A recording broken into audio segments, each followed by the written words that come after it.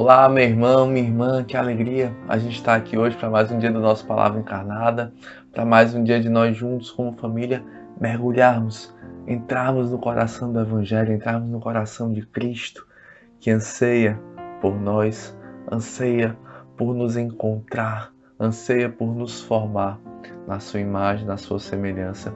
Então vamos pedir sobre nós a presença do Espírito Santo, Ele que é o modelador dos corações, que Ele possa também aquecer o nosso coração e nos tornar mais moldáveis, mais modeláveis à imagem de Cristo. Então estamos reunidos mais uma vez, em nome do Pai, do Filho e do Espírito Santo. Amém. Vinde, Espírito Santo, enchei os corações dos vossos fiéis e acendei neles o fogo do vosso amor. Enviai, Senhor, o vosso Espírito, e tudo será criado, e renovareis a face da terra. Oremos. Ó Deus, que instruíste os corações dos vossos fiéis com a luz do Espírito Santo, fazei que apreciemos retamente todas as coisas, segundo o mesmo Espírito, e gozemos sempre de suas consolações. Por Cristo, Senhor nosso. Amém. Bem, pessoal, o Evangelho que hoje, dia 6 de agosto, festa da Transfiguração do Senhor, a Igreja nos propõe, está lá em Lucas, capítulo 9, versículos de 28b a 36. Naquele tempo, Jesus levou consigo Pedro, João e Tiago e subiu a montanha para rezar. Enquanto rezava, seu rosto mudou de aparência e sua roupa ficou muito branca e brilhante. Eis que 2 homens estavam conversando com Jesus. Eram Moisés e Elias. Eles apareceram revestidos de glória e conversavam sobre a morte que Jesus iria sofrer em Jerusalém. Pedro e os companheiros estavam com muito sono. Ao despertarem, viram a glória de Jesus e os 2 homens que estavam com ele. E quando estes homens se iam afastando, Pedro disse a Jesus: Mestre, é bom estarmos aqui. Vamos fazer 3 tendas, uma para ti, outra para Moisés e outra para Elias. Pedro não sabia o que estava dizendo. Ele estava ainda falando quando apareceu uma nuvem que os cobriu com a sua sombra. Os discípulos ficaram com medo ao entrarem dentro da nuvem. Da nuvem, porém, saiu uma voz que dizia: Este é o meu filho, o escolhido. Escutai o que ele diz. Enquanto a voz ressoava, Jesus encontrou-se sozinho. Os discípulos ficaram calados e naqueles dias não contaram a ninguém nada do que tinham visto. Meus irmãos, essas são para nós palavras da nossa salvação. Glória a vós, Senhor. Bem, pessoal, primeiro de tudo, hoje, como a gente falou no início, nós celebramos, toda a igreja celebra a festa da transfiguração do Senhor, que na verdade, como a gente viu aí no Evangelho, é uma prefiguração do céu.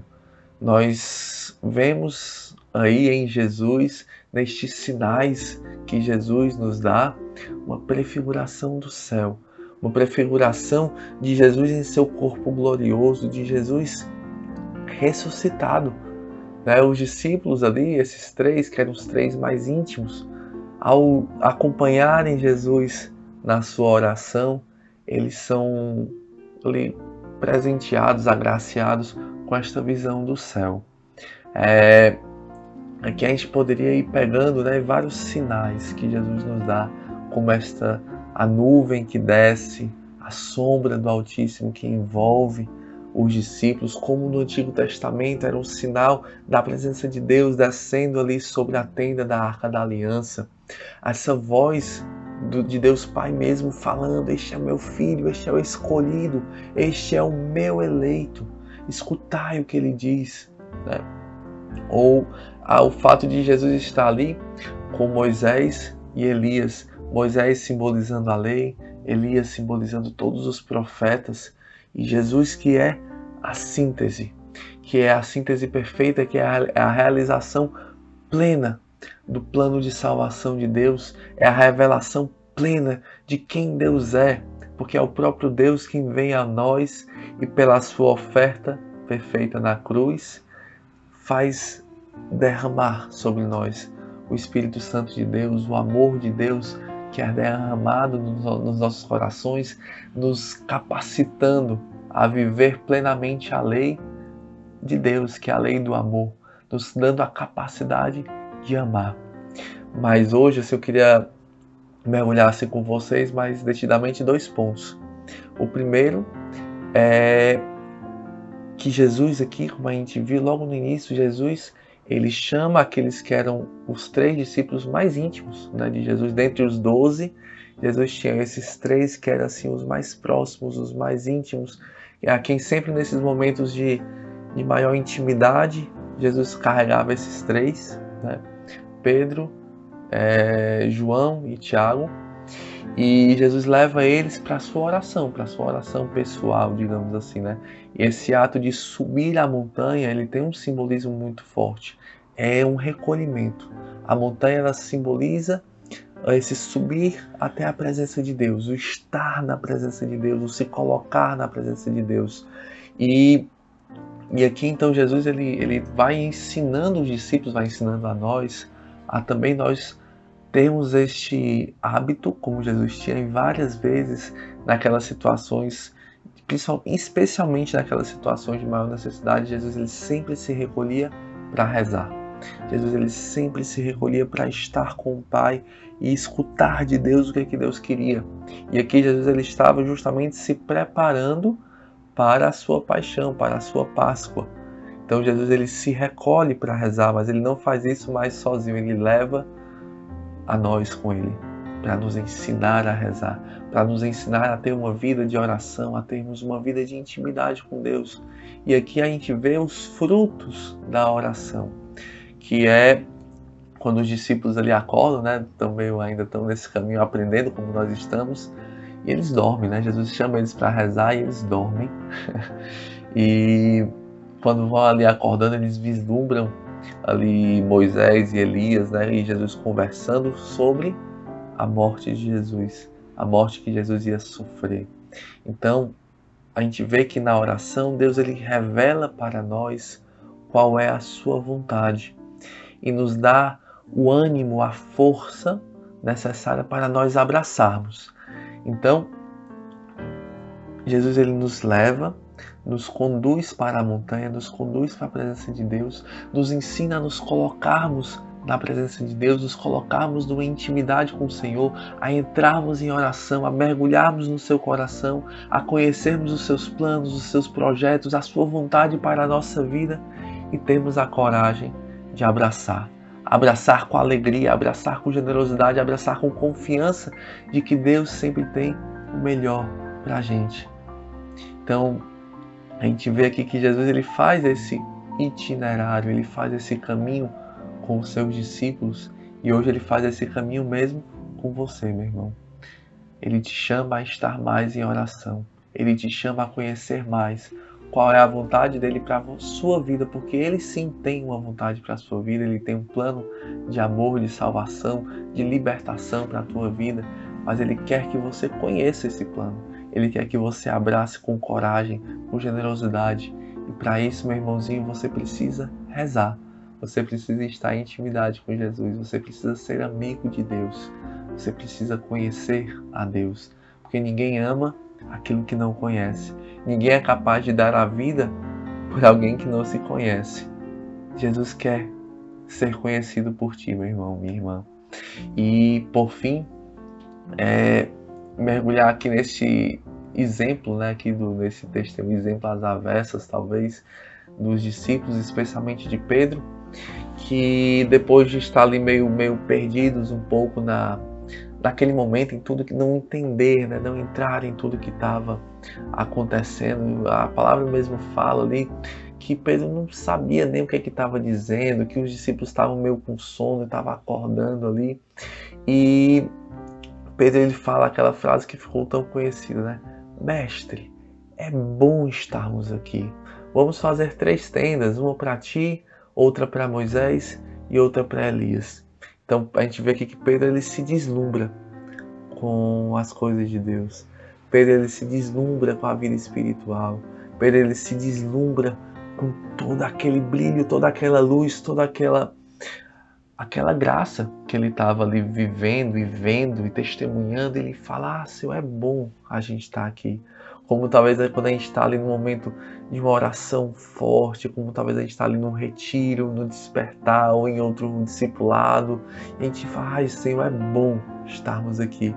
Por mim eu ficava aqui para sempre, por mim eu não saía mais daqui, né? Mas quando o Evangelho vai dizendo, ó, e de uma forma clara ainda, dizendo: olha, Pedro não sabia nem o que estava dizendo aqui.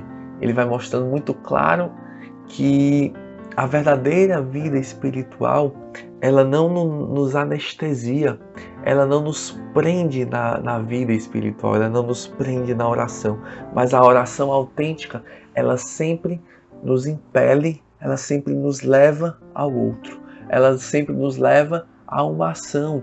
E basta a gente olhar aí o exemplo dos santos, o exemplo de São Francisco de Assis, né? Muita gente acha que foi pelos pobres que Francisco conheceu a Deus, mas não, foi justamente o contrário. Foi por meio de Deus. Francisco conheceu a Deus, a Cristo, e Cristo levou Francisco até os pobres.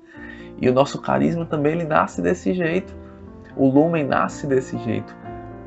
Inclusive por experiências de efusão do Espírito Santo, Deus, o Espírito Santo, foi nos impelindo aos pobres, a amar os pobres, a nos consumir pelos pobres, porque o nosso amor primeiro é a Deus. A experiência com Deus e toda experiência autêntica com Deus, ela nos leva ao outro, ela nos leva ao amor não em palavras, mas ao amor em atos, ao consumir a vida. E isso aqui, queria até encerrar com isso, porque na realidade a fecundidade da nossa vida espiritual, ela pode ser sim medida de alguma forma, né, pela nossa caridade. Você quer saber, meu irmão, como é que anda a tua vida espiritual? Veja como anda a tua caridade. Veja como anda a tua sensibilidade para as dores do teu irmão e o que essa sensibilidade tem gerado no teu coração. Se ela tem gerado frutos bons ou frutos maus? Será que ela tem gerado mais revolta, indignação, raiva? Ou será que ela tem gerado ação, ajuda, generosidade, oferta, doação? Então, tenhamos o desprendimento de fazer com Jesus esse caminho, de percorrer esse caminho de oração, de intimidade com Jesus, com o Senhor, e Ele mesmo vai nos mostrando qual é a sua vontade para nós. Ele mesmo vai nos conduzindo até o outro, até o nosso consumir a vida, até o nosso dar a nossa vida, porque é esse, no final das contas, a vontade de Deus para nós, que nós descobramos a alegria verdadeira, que não está em receber, mas está em dar, está em dar-se. Amém? Então, conheçamos a Deus, amemos a Deus, não com palavras, mas com atos, com a nossa vida ofertada e consumida por amor aos outros, especialmente aqueles que mais precisam, os preferidos de Jesus, os pobres. Amém? Que Deus nos abençoe e que Ele nos ajude a conhecer e a viver a sua vontade para a nossa vida. Ave Maria, cheia de graça, o Senhor é convosco. Bendita sois vós entre as mulheres e bendito é o fruto do vosso ventre, Jesus. Santa Maria, Mãe de Deus, rogai por nós, pecadores, agora e na hora de nossa morte. Amém. Em nome do Pai, do Filho e do Espírito Santo. Amém. Valeu, pessoal!